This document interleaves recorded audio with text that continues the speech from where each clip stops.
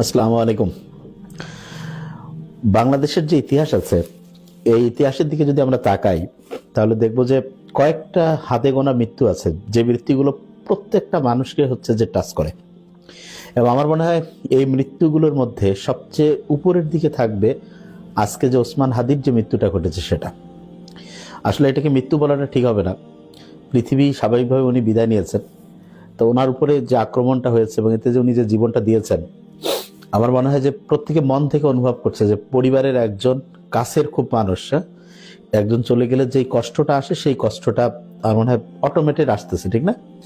ওনার কোনো পার্টি ছিল না, ওনার কোনো টাকা ছিল না, কারো হয়তো ওনার সাথে দেখা হয়নি জীবনে, কিন্তু ওনার আজকের এই যে পৃথিবী থেকে চলে যাওয়া, এইটা হচ্ছে যে শহীদ হলে মানুষের প্রতি যে মানুষের যে একটা আন্তরিকতা তৈরি হয়, অটোমেটেড কিন্তু এই আন্তরিকতাটা মন থেকে অনুভব করতেছি আমরা। আমাদের আসলে যে জিনিসটা জানতে হবে সেটা হলো যে ওর এত মানুষজন বাংলাদেশে আছে, কাউকে আক্রমণ করলো না, ওনাকে যে আক্রমণটা করলো এটার কারণটা কি? এই কারণটা যদি আমরা ধরতে পারি, আর এইটার পিছনের যে উনি কি করছে, এই কারণের পিছনে ওনার হচ্ছে যে প্রতি যে যারা এই আক্রমণটা করছে তাদের বিদ্বেষটা কোন জায়গায় ছিল, এটা যদি আমরা বুঝতে পারি তাহলে মানে হাদি ভাইকে আমরা যে সম্মান করতে চাই, ওনার হচ্ছে যে জীবনের যে আর ফিরায় তো আমরা জীবন দিতে পারবো না, ঠিক না? আর কিন্তু ওনার প্রতি যে ওইটাকে যেটা বলে যে হচ্ছে যে আমাদের জন্য উনি যেটা করলো, এইটার একটা সম্মান আর কি ওনাকে জানানোর জন্য আমাদের ওনার ইতিহাসটা একটু জানতে হবে। তা আমি আশা করব যে প্রত্যেকে খাতা কলম একটু নিব আমরা, কেন? কারণ খুব গুরুত্বপূর্ণ আমার মনে হয়েছে, নাহলে এই যে খেয়াল হারাই ফেলবো আমরা। এখন খুব ইমোশনাল লাগতেছে না? দেখা যাবে যে 1 সপ্তাহ 10 দিন পর মানে উনার জীবনটা কি কারণে গেল সেই জিনিসটা মাথা থেকে ডিলিট হয়ে যাবে। এই জন্য বলবো একটু খাতা কলম নিতে পারি, নিয়ে মেইন পয়েন্টগুলো যদি আমরা ফাইন্ড আউট করি তাহলে আমরা বুঝতে পারবো যে কি কারণে হচ্ছে যে ওনাকে আক্রমণ করলো। আচ্ছা, প্রথমে একটা জিনিস বলে রাখি, যারা বুদ্ধিমান বুদ্ধিমতী তারা কোনো বিষয় নিয়ে ওইটাকে যেটা বলে যে রিয়াকশন দেখাবে না, খুব রেসপন্স দেখাবে। রেসপন্সটা মানে হচ্ছে যে যেটা সবচেয়ে স্মার্ট এবং সাইন্টিফিক ওয়েতে করা উচিত আমরা সেটা করব। এবং এক্ষেত্রে আমাদের কিছু ভুল হয়, আমরা হচ্ছে বেশি ইমোশনাল হয়ে যে লাস্টে দেখা যায় যেটা হয় সেটা হলো যে আমরা মেইন যে জায়গায় আমাদের ধরা উচিত সেটা না ধরে অপ্রয়োজনীয় জিনিসে ফোকাস করি, এবং ফোকাস করে দেখা যায় যে আমাদের মেইন জায়গা থেকে আমরা আমাদের যে মানে লক্ষ্যটা সেই লক্ষ্যটা থেকে আমরা হারায় যাই এবং আলটিমেটলি আরেকটা বড় ক্ষতি হয়। তা আল্লাহ ওনার, আমি বেশ কিছু ভিডিও আজকে এই আমার ছোট বোন তো তার বলা যায় খুব ভক্ত, আমার মনে হয়েছে সে অনেক হচ্ছে ভিডিও তার দেখছে, এবং আমি যে কয়টা ভিডিও দেখার সুযোগ হয়েছে তাতে আমার যেটা মনে হয়েছে সেটা হচ্ছে যে উনি বাংলাদেশের গোটাল সিস্টেমটা সম্বন্ধে খুব ভালো বুঝতেন, যেটা আমার মনে হয় যে বাংলাদেশে খুব 1% লোকও বুঝে না। তার মানে 99% লোক, যদি আমরা পার্সেন্টেজের দিক থেকে করি, মূর্খের মধ্যে আমরা আছি।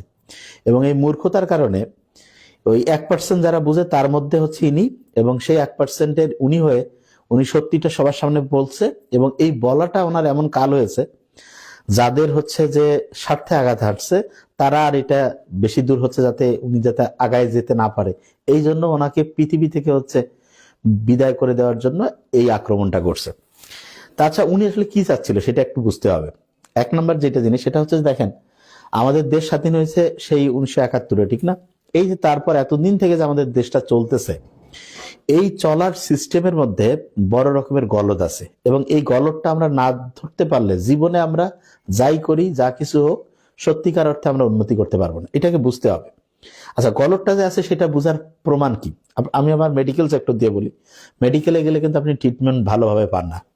এটার কারণটা কি? কারণটা হচ্ছে মেডিকেলে এই যে বরাদ্দ থেকে শুরু করে যেই লোককে চাকরি পাওয়ার কথা ছিল, যেই হচ্ছে যে ক্লিনারের থাকার কথা ছিল, এগুলো সব দেখা যায় যে টাকা পয়সা দিয়ে চোর বাটপারের সাথে কানেকশন করে এলাকার পলিটিক্যাল লিডার, গাজার ব্যবসায়ী, ফেন্সিডিলের ব্যবসায়ী, মাদকের ব্যবসায়ী, এরা ওইটা টাকা পয়সা দিয়ে কন্ট্রোল করে, এবং ওই টাইপের লোকজনে হচ্ছে মেডিকেলে হচ্ছে টাকা দিয়ে ঢুকে, এবং তারা দেখা যায় মেডিকেলের মধ্যে রুগীকে কোনো রকমের হচ্ছে যে এই যে এক জায়গা থেকে রুগীকে আরেক জায়গায় নিয়ে যাওয়া, ট্রলি ঠেলা, একজন হচ্ছে যে ওইটাকে যেটা বলে যে তার যেই কাজটা সেটা না করে কি করে, ওইখানে সে হচ্ছে রাজনীতি শুরু করে দেয়। আর এটা বাংলাদেশের প্রত্যেকটা মেডিকেল কলেজ থেকে শুরু করে বড় বড় জায়গাগুলোই দেখেন, সবগুলো বিভিন্ন হচ্ছে লোকজন যারা আছে তারা নিজের কাজ নাই, সে বিভিন্ন পার্টির কাজ করে। পার্টির কাজ করার জন্য কি ওইখানে মেডিকেলে পাঠানো হয়েছে? না তো। কিন্তু সে পার্টির কাজ করে, বিভিন্ন রকমের দল করতেছে, অথচ তার মূল যে কাজটা ছিল যে লোকটা যাবে, রুগীটা যাবে, তার পিছনে হচ্ছে তাকে যে সাপোর্ট দেওয়া, সেটা কিন্তু সে দেয় না। এবং দেখা যায় সে ঠিকভাবে কাজও করে না। কিছু বলতে গেলে কি কবে, আমি ওই পার্টির লোক। এবং একজন দুইজন লোক যদি হঠাৎ করে যায়, তাদের সাথে হচ্ছে যে এই যে বিতর্কের মধ্যে যায়, দেখা যাবে তাকেই লাস্টে উল্টা অপমান করে চট থাপ্পড় দিয়ে বিদায় করে দিবে। মাঝে মধ্যে দেখা যায় খুব পাওয়ারফুল কেউ গেলে ওরা তখন দেখা যায় পাওয়ারফুল লোকের সাথে কিছু করে না। বেশিরভাগ লোক তো আম জনতা, তাদেরকে ইচ্ছা মতো যা খুশি তাই করে। কথাগুলো আমি মানে ইমোশনাল হওয়ার কারণে দেখা যাচ্ছে মনটা খারাপ লাগার কারণে কিন্তু আমি কথাগুলো একটু অগোছালো হচ্ছে, কিন্তু জিনিসটাকে মেসেজটা বুঝতে চেষ্টা করবো যে কি বলতে চাচ্ছি। বিষয়টা হলো এই যে অনেকেই যে যেমন বলছে বস্তা পচা রাজনীতিবিদ। আচ্ছা, এটার জিনিসটাকে বস্তা পচা বলে তো লাভ নাই। আগে জিনিসটার সমস্যাটা কোন জায়গায়, আগে জিনিসটা ধরেন। আপনার 1 নম্বরে পরিষ্কার করতে হবে রাজনীতি। এইটা যদি আপনি পরিষ্কার করতে না পারেন, তাহলে অন্য কোনো সেক্টর ঠিকভাবে কাজ করবে না। রাজনীতিটা পরিষ্কার করতে হবে।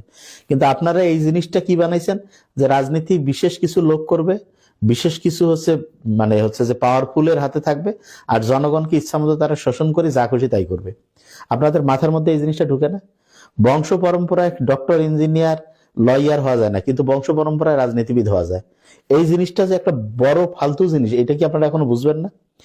হাদি ভাই যে কথাগুলো বলছে, এই কথাগুলো তো আপনার আমার প্রত্যেকের মনের কথা, এবং এই মনের কথাটা যাতে প্রচার না হয় এই জন্য তাকে মারার জন্য সবাই উঠে পড়ে লাগছে।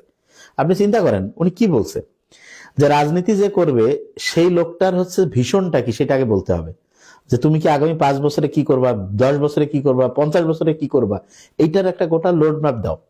এইটা নিয়ে একটা বিতর্ক হইতে হবে। তো এইটা কি হয় না? তো দেখা যাচ্ছে একজনের একটা দল থেকে টিকিট পাইলো, টিকিট পাওয়ার পরে টিকিট পাওয়ার সিস্টেম কি সেটা সবাই জানে। কিছু ক্ষেত্রে টাকা, কিছু ক্ষেত্রে কানেকশন, কিছু ক্ষেত্রে ফ্যামিলি, বিভিন্ন ভাবে পায় না। যে লোকটা টিকিট পেলো ওর যোগ্যতা কি? যাকে আপনি দেখেন বাংলাদেশে 300টা আসনের হিসাব মিলান, যেই লোক হচ্ছে এমপির জন্য টিকিট পাইলো, কিসের উপর ভিত্তি করে সে পাইলো? এমপির কাজ কি? এমপির কাজ হচ্ছে যে ভালো আইন তৈরি করা। ভালো আইন কিভাবে তৈরি হবে? যেই লোকটা হচ্ছে নিজে সৎ হবে, যে লোকটা নিজে হচ্ছে যে বলা যেতে পারে আইন কানুন কোনটা মানুষের জন্য উপকারী হবে, এই চিন্তাটা তার মাথায় থাকবে, সে না হচ্ছে ভালো আইন তৈরি করবে।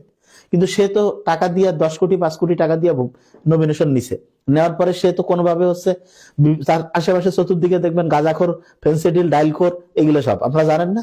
জানার পরে কথা কন না কেন কথা কন না? কারণ আছে যে ঠিক আছে আমার তো সমস্যা হচ্ছে না।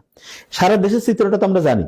তা আপনারা যদি সবাই এই কথাটা বলতেন যে ভোটে দাঁড়াবে তার একটা বিতর্ক হইতে হবে, যে আপনি কি করবেন আমাদের এলাকার জন্য, আইন কিভাবে প্রণয়ন করবেন সেটার গোটা রোডম্যাপ দেন। এই জিনিসটা আগে ক্লিয়ার করতে হবে, এবং জনগণ তাকে জিজ্ঞেস করবে যে আপনি যে দাঁড়াইতেছেন কি করবেন, মানেটা কি, আপনার উদ্দেশ্যটা কি? কোনো উদ্দেশ্য নাই, যে আমরা কি চিন্তা করি, হ্যাঁ ওর হচ্ছে যে 20 কোটি টাকা আছে, মিছিলে গেলে হচ্ছে বিরিয়ানির প্যাকেট খাওয়াবে, হচ্ছে পাওয়ারফুল কিছু হচ্ছে ধান্দাবাজ আশেপাশে আছে, আমি হচ্ছে তাকে ভোট দিব। আপনি কি কম দেয়? আপনার কোনো কমন সেন্স আছে? আপনি তো অন্যায় প্রতিবাদ করেন না, তো সবচেয়ে ধান্দাবাজ তো আপনিও কম না। এবং আপনাদের আমাদের মতো এই ধান্দাবাজদের জন্যই তো এরা আসিয়া এখানে মাথা ছাড়া দিছে। আমরা যদি প্রত্যেকে এই জিনিসটা যদি আমরা করতাম, যেই লোকটা রাজনীতিতে আসবে তার হচ্ছে ভীষণ শুনতে হবে, ভাই তুমি কেন দাঁড়াচ্ছ, এবং এটা প্রত্যেকের একেবারে ক্লিয়ার কাট কথা, ভাই তোমাকে যে আমি ভোটটা দিব তোমার কাজটা কি এবং কি কারণে তুমি ভোটটা চাচ্ছ, এটা কি আপনারা কেউ বলছেন? আপনারা কি চান? যে আমি যদি হই তাহলে তোমাকে হচ্ছে বিধবা ভাতা দিব, ওই যে কিছু হচ্ছে কার্ড টাকা দিব, কিছু হচ্ছে যে কন্ট্রাক্টরই দিব, তারপরে হচ্ছে যে আর কি আছে না, তোমাকে হচ্ছে একটা পিয়নের চাকরি দিতে টাকা নিয়ে ইয়া করবো, তাহলে এটা কি হইলো? এগুলাতে আপনারা কোনো কথা বলছেন? বলেন না। এইগুলাতে যদি কোনোদিন কথা না বলেন, বিশ্বাস করেন কোনো জায়গায় সার্ভিস পাবেন না। তাহলে রাজনীতিটা পরিষ্কার করা 1 নম্বর, এবং পরিষ্কার করার ক্ষেত্রে যেই লোক দাঁড়াচ্ছে তার গোটাল হচ্ছে যে হিসাবটা নিতে হবে, যে ভাই তুমি হচ্ছে যে এই যে ভোট যে করতে আসতেছো, তোমার উদ্দেশ্যটা হচ্ছে যে দেশের সেবা করা, তাহলে ঠিক আছে, দেশের সেবা করার আগে তোমার নিজের আগে হিসাবটা দাও তো। তুমি যে টাকা ইনকাম করছো কিভাবে করলা, এই টাকাটা হচ্ছে যে বৈধভাবে করছো নাকি 2 নম্বরই মাদকের ব্যবসা করি করছো? কেন আপনারা দেখেন না? তাহলে ওই টাকাটা কিভাবে করলো? ফেরেশতা আসিয়া টাকা দিয়ে গেছে, না বাংলাদেশ ব্যাংকের বাড়িতে ছাপাখানা মেশিন লাগাই রাখছে সে? তাহলে টাকাটা কিভাবে ইনকাম করলো সেটা দেখেন। যে নিজে অসৎ সে আপনার যে কি উপকার করবে? সে তো চুরি করবে, আপনি বুঝেন না? সে ছোট জায়গাতে চুরি করছে, তাইলে আরো যদি এমপি হয় সে তো ওই জায়গায় যে আরো তো বেশি হচ্ছে যে চুরি করবে। এই জিনিসটা আপনারা বুঝেন না কেন? এই জায়গাটা আগে ভালো করে ধরেন। আমি বারবার বলছি, ওনার কিন্তু এটা মূল কথা ছিল। এবং যেই লোকটা রাজনীতিতে আসবে তাকে জনগণ টাকা দিবে, এই কথাটাকে বুঝেন। জনগণ, আমরা আপনারা এই যে পার্টিগুলো আছে, এই যে এখন কোন কোন পার্টি আছে, বিএনপি আছে, জামাত আছে, এই দুইটা পার্টি, বেশি না, আরো 2-4টা ধরেন আছে। আমাদের প্রত্যেক লোককে বলতে হবে যে আপনি আপনার এইখানে যাকে দিবেন তার টাকা পয়সা আমরা এলাকার লোক মিলে দিব। মানে এলাকার বলতে ওই আসনের যে লোক, ওনার কোনো কিছু খরচ করতে হবে না, উনি আমাদের প্রতিনিধি। আচ্ছা, আমরা যেমন হচ্ছে প্রতিষ্ঠান চালাই, আমাদের অফিসের যদি একজনকে আমি একটা কাজের জন্য পাঠাই, টাকা কি আমি দিব, নয় দিবে? টাকা তো আমরা দিব। তাহলে যে এমপি হবে সে তো আমাদের কাজ করবে, তাহলে ওর টাকাটা কে দিবে? ওই কেন দিবে? টাকা তো আমরা দিব। কিন্তু আপনারা কি করছেন? বাটপাত। আমরা নিজে কই কি, এই ভাই তুমি আমার কিছু অনুদান দাও, কেন? ওই লোকটা টাকা কোথা থেকে পেয়ে দিবে? টাকা আমাদেরকে দিয়ে দিতে হবে। এবং আমরা হচ্ছে ওই লোকটাকে, যাকে নিজের জন্য রাজনীতি যে করতে আসবে, তাকে হচ্ছে ডিলিট করেন, যে ভাই আপনার দরকার নাই, আপনি নিজের কাজ করেন ভালো করিয়া। রাজনীতিতে প্রত্যেকেই থাকবে, কাকে আমরা নেতা নির্বাচন করব সেটা আমাদের জনগণকে সিদ্ধান্ত নিতে হবে, এবং তার টাকা পয়সা খরচাপাতি যা আছে আমরা করব। কারণ আমাদের মনের কথাটা তো ওই লোকটা যা করবে। বুঝলেন? মাথার মধ্যে ঢুকে কিছু নাকি? এখনই পানি খায়া ব্রেনটা আগে ক্লিয়ার করেন। এই জায়গাটা যদি ধরতে না পারেন, তাহলে হচ্ছে জীবনে উন্নতি করতে পারবেন না। আপনি একদম ইউনিয়ন থেকে শুরু করে দেখেন তো, কোন লোকগুলো রাজনীতির মধ্যে বেশিরভাগ ঢুকছে? এইসব ব্যাপারগুলো ঢুকলো কি করে, কিভাবে ঢুকলো? আপনারা সবাই চুপ করেছিলেন, এই তো। যদি সবাই গর্জে উঠতো, হাসিনা পালাইছে, তাহলে এইসব ব্যাপাররা থাকতে পারে? সবাই একসাথে হন তো দেখি। যে পার্টি হবে দুইটা, কি পার্টি? সৎ পক্ষের পার্টি, অসৎ পক্ষের পার্টি। যে একটা লোক যে পার্টির হোক, সে যদি সৎ হয় তার সাথে আমরা আছি, এইটা স্লোগান করেন। এবং কোন সৎ লোকের সাথে কেউ গ্যাঞ্জাম করলে প্রত্যেকেই ঝাঁপায় পড়বো আমরা, যে তুমি সৎ লোকের সাথে গ্যাঞ্জাম করছো, তুমি আমাদের শত্রু। এখন তুমি ABCDEFGH কোন পার্টি হও, এই জিনিসটা যদি আমরা মাথার মধ্যে ঢুকাইতে পারি, বিশ্বাস করেন দেশ অনেকটা চেঞ্জ হবে।